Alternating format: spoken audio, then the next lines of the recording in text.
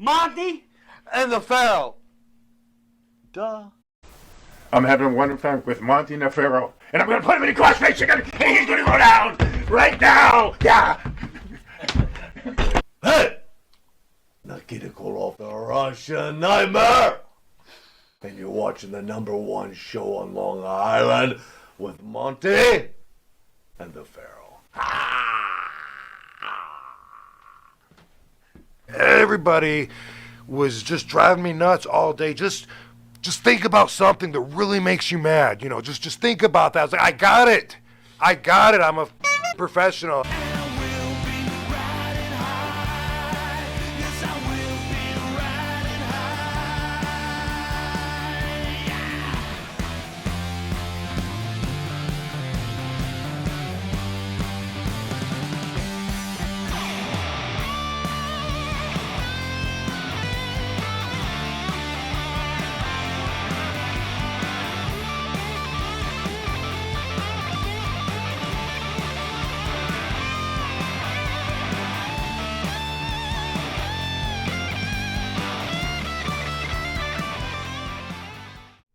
All right, welcome back to Long Island's #1 pro wrestling broadcast, Monty and the Pharaoh, filmed and produced out of Indie Music TV in Ronkonkoma, Long Island, where we have Mr. Rob Van Dam. Rob, thank you for joining us. Unbelievable. Right on, guys. Rob, I don't know where you stand with Vince McMahon. I believe you were part of that 9/11 show that when you guys came back. Do you have any thoughts or any remembrances about that show? Yes, I was, actually, and I do. They were just filming, you know, when they were here, or not here. I live in Las Vegas. I forget I'm not home right now, but when SummerSlam was in Las Vegas, they were doing a documentary on the first show after the tragedy, and I was booked on it, and I don't know what happened a couple days before, and they said, sorry, we're not going to be doing that. And then I see they're doing the show anyway, so I guess I got knocked off. Probably, you know, with the COVID, everything changed. They're trying to have as few people in the building at all times. I didn't even go to SummerSlam. I wanted to, but it was because of that, you know. But so it's cool to be asked about that, because I was looking forward to being on the show and talking about that. It was a hell of a time that I won't forget, you know. For me, I was traveling with Mike Awesome, and we were in San Antonio the night before. I had a hookup with the Marriott, big buffet, suite room. You know, I had a hookup for both of us.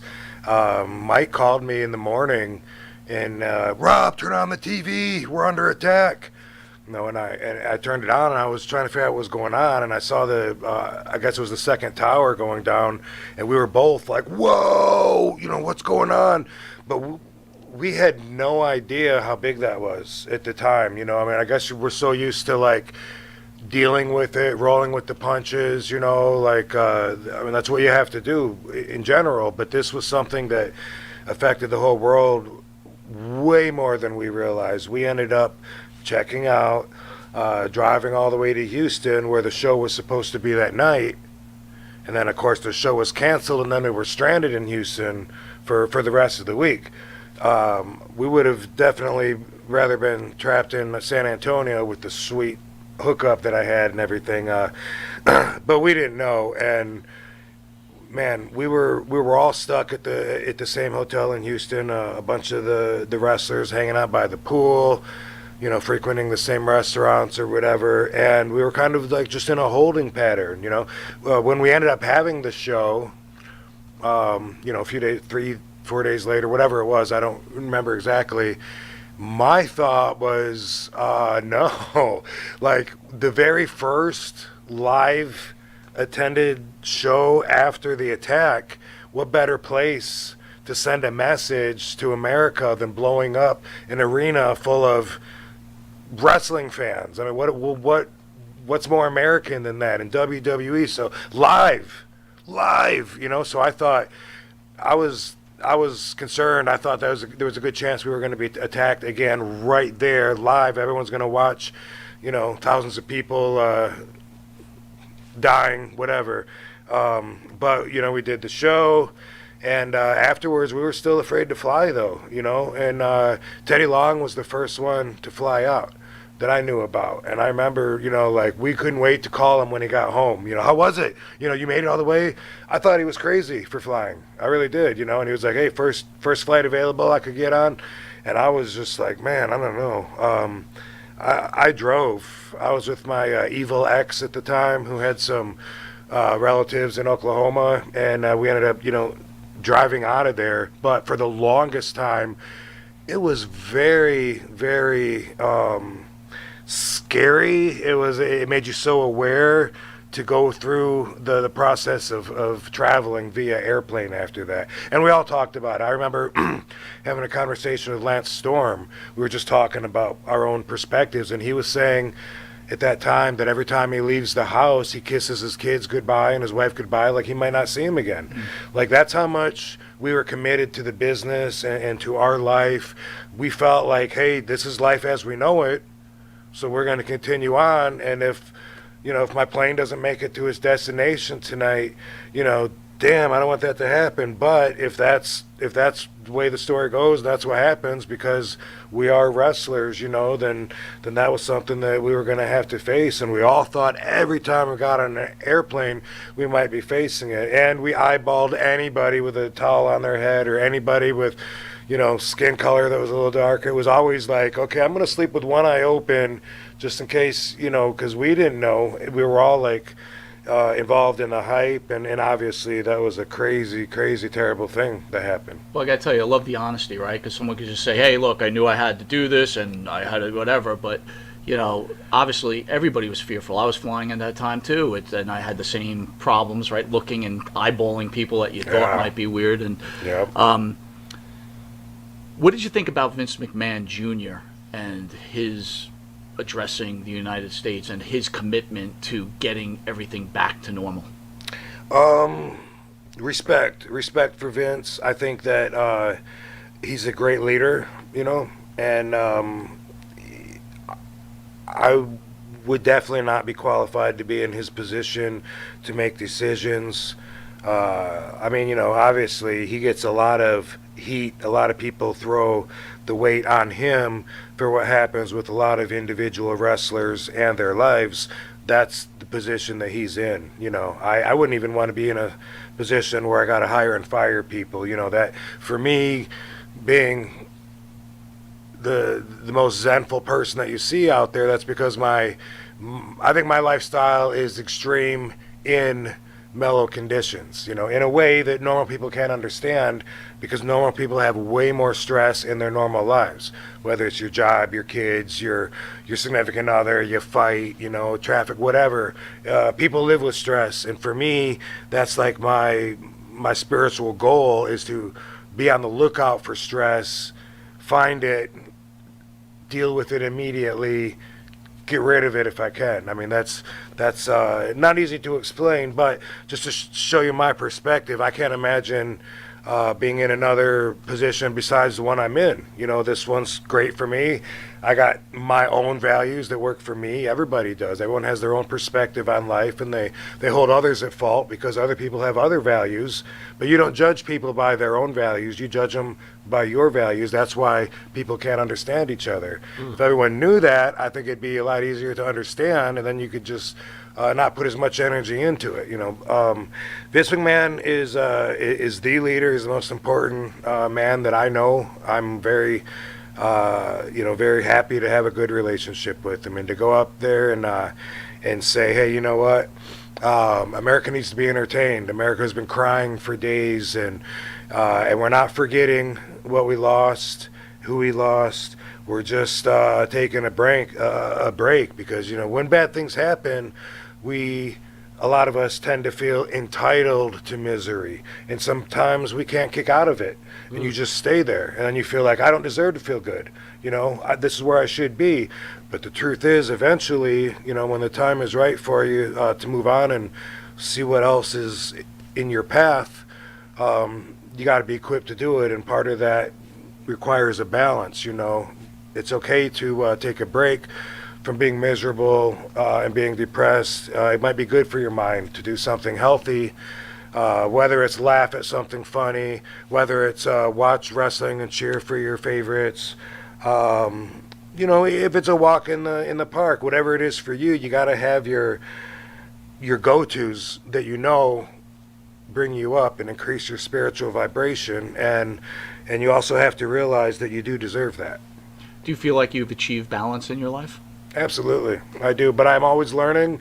I'm not perfect, none of us are, but the strive for perfection is what keeps me going. That's what keeps me trying to get better, trying to learn more, trying to improve my flaws, my faults, and that's the constant drive for me. And I got to say, I'm 50 years old. I wouldn't even go back to 40 because I'm such a better person now. I know so much more, and I have so much better control of my life. So do you know the point where you feel like you reached that balance in your life? Like, what age was it, or what clicked in your mind that you got that balance?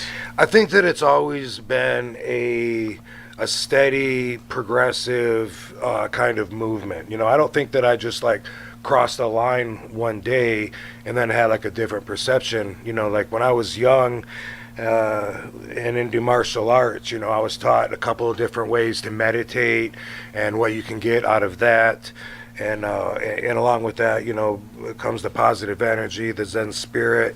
That was all very appealing to me to bring in, but that's because my default vibration was consistent with that.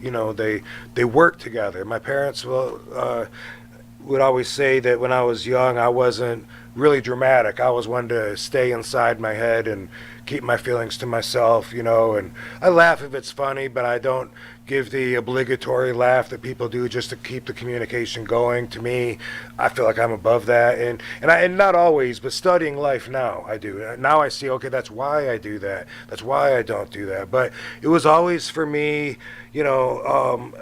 going in the same direction. I always feel like I had people tell me that they got positive vibes off me, even when I wasn't doing so good. Like there's times when I've been in the ring live on TV, suffering in my head, going through all kinds of stuff with my dad sick on his way out, the marriage, going to hell, all kinds of stuff going on. And sometimes, usually you can take a break from that and get in the mind and focus and wrestle. Sometimes I'd be in the ring looking at the people live on Monday Night Raw, and these thoughts would be in my head. And I'd be saying, well, just smile, tap into the moment, whatever.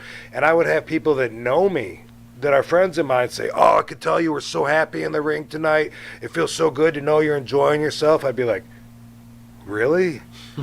And I came to own that, and I think that's good, and that is the way that I want to be seen. I don't want to share bad energy. I know the way the world works, and karma's a real thing. You put out good energy, it does come back to you. Same with bad energy. And I know a lot of people that have the opposite view on life. Some of them I can't seem to help. They have they have a reason for everything I can try to tell them about why what they're doing is going to lead to negative solutions, reactions, but they're victims, and they'll tell you why. I can't do this. This is why. I can't do this. That this won't. I tried to do this, and this didn't work. And that's really just a state of mind. It's a perspective. I wouldn't recommend it. I think life is an experiment, and you either experiment yourself, or you get those results from communicating with other people, reading about it, whatever. But boom, you're born. You go through this, and then and then you're done. So why not open yourself up to experience what you want to experience in life? I don't want to oversimplify it, because I know we all have our own conditions and such, but the mindset and the ability to control your mindset is something I think we all share. I'm just curious, how much of your philosophy spilled over into your on-screen character, and does your philosophies help your on-screen character? I would say that my philosophies are in everything that I do, so it must, whether it's an aid or hindrance, it is what it is, and sometimes it could be either, there was a lot of times where wrestling promoters want to see me angry, particularly in WWE. So many talks where we need to see an angry RVD, you know, like rip your ponytail out and be like, grrr, like we've never seen you really mad, and they really thought there's money in that. And I always thought, That's not you. it not only is that not me, but you got everybody else here who it is that. Right.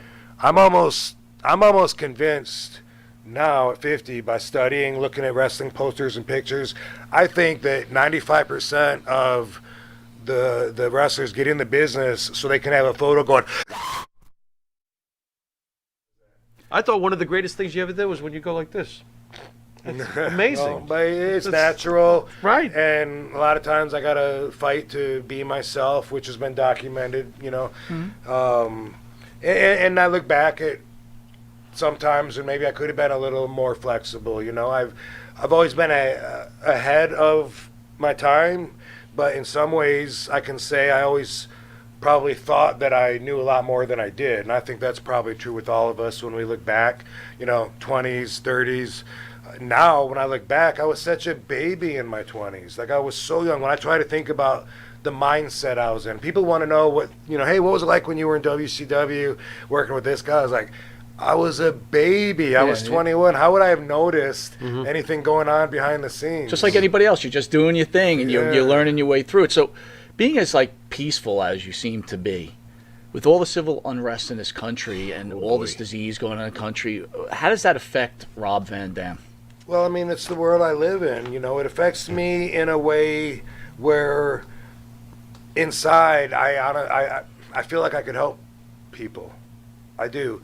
And I feel a little bit of obligation to that because, like, whenever I do give, like, a speech, even this, some people are going to hear this and they're going to comment, like, one particular thing I said that really reached to them. I get that every time, and that means so much to me. Good. You know?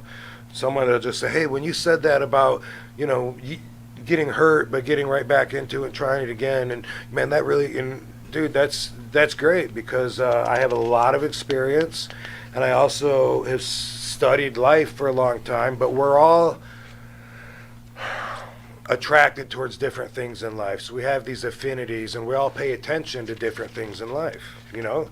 So a lot of the stuff that I paid attention to while other people were, there's a lot that I don't pay attention to. That's I'm one of a kind. People know I'm unique. What you don't know is there's so many things that we don't have in common. You know, I know nothing about sports or about cars.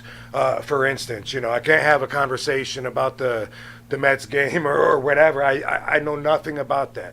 I never learned how to dress nice and buy fancy stuff to try to get the girls, you know what I mean? So I resented, like, the kids in school that had the money to do that because they got the girls, but I never, you know, instead I just, you know, was trying to convince myself that my way was cool too and everyone would come around, you know, while adapting, learning throughout time, adjusting to get better. So, I mean, I'm concerned. I'm very concerned with what's going on in Afghanistan, you know, and especially putting the history behind it and then thinking like, okay, so now what?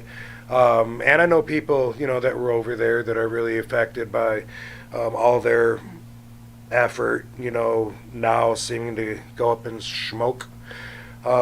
It's very concerning, but I tend to, for my spiritual purposes, surround myself with positivity. You know, if there's something that's stressing me out, I think everybody knows my vibe is different, you know.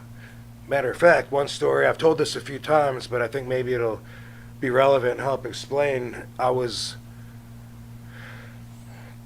going to do a run-in on Chris Jericho, who was the champion at the time in WWE, and everybody, all the agents were telling me all day they wanted to see me mad, grrr, you know, whatever he did, I don't know. We had something going on, and they wanted me to run in. I'm gonna beat the shit out of him. Boom, boom, boom, bam, splash him. Make my own count. 1, 2, 3. Hold the belt up. Yeah, throw the belt on him and get out of there, right? Which would have been really cool for me and my character, and to be in that position. But everybody was just driving me nuts all day. Just just think about something that really makes you mad. You know, just think about that. I was like, I got it. I'm a professional. I'll be angry. I won't smile. But they were so into it. And right in Gorilla, before we went out there, Jericho said something to him before he went out there.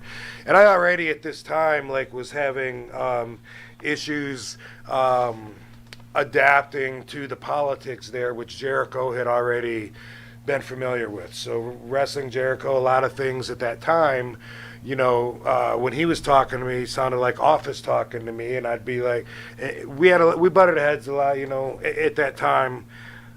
It was stressful. It's a whole different stage up there, politics and everything. It really is.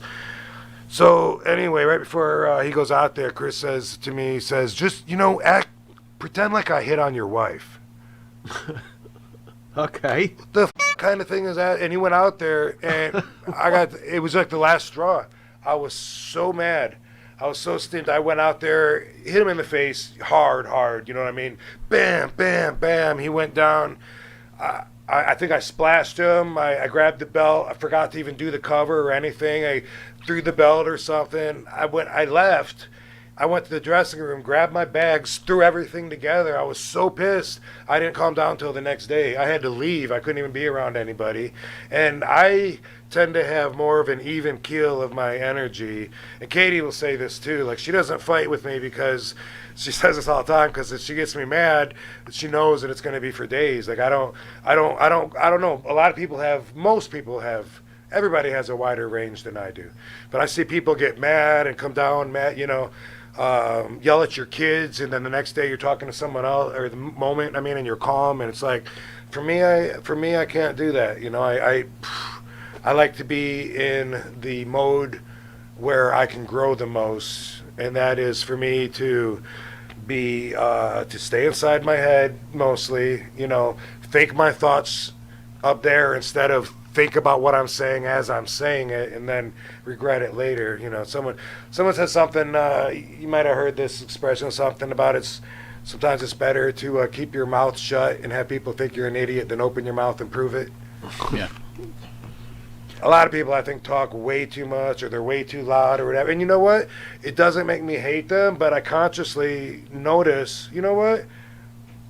I'd be a little more, my vibration would be more comfortable if I wasn't by this person. I'm not gonna hang around them as much anymore. I'm gonna go to the other side of the room or whatever, because really, like, if you're completely alone by yourself, your spiritual vibration is so much different than even having a camera on you. And sometimes you notice, sometimes you don't. If you're being observed, like plants, if they're being observed, they allegedly grow different than if they're out in the wild. Just that factor of somebody else being in there. But yeah, you act different if you think you're being watched. You have obligatory consideration when someone's talking to you to act like you're interested, or to oh yeah, even if you're bored to death. There's so much of that I try and keep most of that to a minimum, where I see other people, that's all they got. Everything is just bull. Mr. Rob Van Dam. RVD, I got to ask you. Actually, I want to thank you. Wow, check out that bicep over there, bro. I actually want to thank you very much for being a spokesman for marijuana. Thank you very much. Of course, the way Mike wrote this, you were not really a man who conformed to society. Is that because he likes to smoke weed? No, I'm it's just asking. factual. I'm just asking. Rob, would it be fair to say that you go to your own drum, you don't take leadership? There you go. To a certain, you live your life, right? That's completely true and not foreign to my ears. But I don't know. I'm not sure about that. I don't take leadership. He acknowledges leadership. Yeah, I selectively consider anything that comes in, and then hey, is this good or bad? Right. Is this something? Hey, that's interesting. Should I apply that to my life? Or does that sound like something that's complete BS? But I do that. What You ever catch like when you're younger, what you're saying isn't even your thoughts; it's what your parents taught you. Well, that's my That's point true. about conforming to society, right? Sure. Because people are directing you one way, and you said, hold on, I'm going to segregate this, segment it. I'm going to take what I want to do, and I'm going to do what I want to do. Right? You even said, Really not a sports guy, not a car guy. I'm sure growing up, people Not were a playing music sports. guy. Who do you know that doesn't know music? There You're you go. not a music guy? I'm not a music guy. People always want to know because I came out to Walk, such a cool song. People always want to know, like, what do you listen to? So when you smoke, I just got to know, when you smoke, does it become a Zen thing? What do you do? What does Rob Van Dam do after a good spliff? Well, see, the thing is that I actually smoke like all day long. So whatever I do Okay. after I smoke. Interesting. You know what I mean? I wake Okay. and bake. I'm on the computer. Wake and bake. My brain's warming And you're a big up. mafia guy, right? You like the mafia. That's my go-to. Yeah. Hopefully I will keep that separate and not try to do business with it. Because it's my go-to. But I read a ridiculous amount of mafia every week. It's I read it every night on my Kindle. I watch documentaries on YouTube, and don't come up and say, hey, have you ever heard of so and so? Yes, I have. I mean, whatever it is, I've seen it probably several times. I'm not saying I know everything, but when fans come up, did you ever hear of Richard Kuklinski? I mean, I'm on a different level. And it's maybe a bit of an obsession, but it's my go-to. It's like, I think I've always kind of like been like single track minded and focused on one thing. When I was really young, it was I liked monsters when I was really young. That's one of the first things I can remember. Comic books. All right, real quick. I don't mean to cut you off. King Kong or Godzilla? You better Let's say settle Godzilla. this right now. Godzilla. I am so surprised that Stop leading the witness. the Godzilla versus Kong was not the classic movie that I thought it was going to be. Thank you. Thank you, Stop sir. it. So surprised. Thank you very much. Wait a second. Thank You you. didn't answer it, though. forward to that. Godzilla or King Kong? Who do you like more? I guess I'm going to lean towards Kong. Thank you. That's a true American This is right really- there. you know, You're not really American unless you starting to- stick with this Kong. Is what is this got to do? Godzilla didn't really know who he was. Every movie he came out with, his fire was different. Like, one time it's like a red laser. Next time it looks like Colgate toothpaste. Like, Interesting. Very good. So there's nothing about like a fire-breathing dinosaur no, I roasting like a him. monkey? I like them both. They're really cool. I He's just a Kong guy, dude. I've been told my whole life that I might be a little closer to the ape than Interesting. than my fellow. Katie tells me all the time that I'm built like a gorilla. Like a gorilla. Interesting.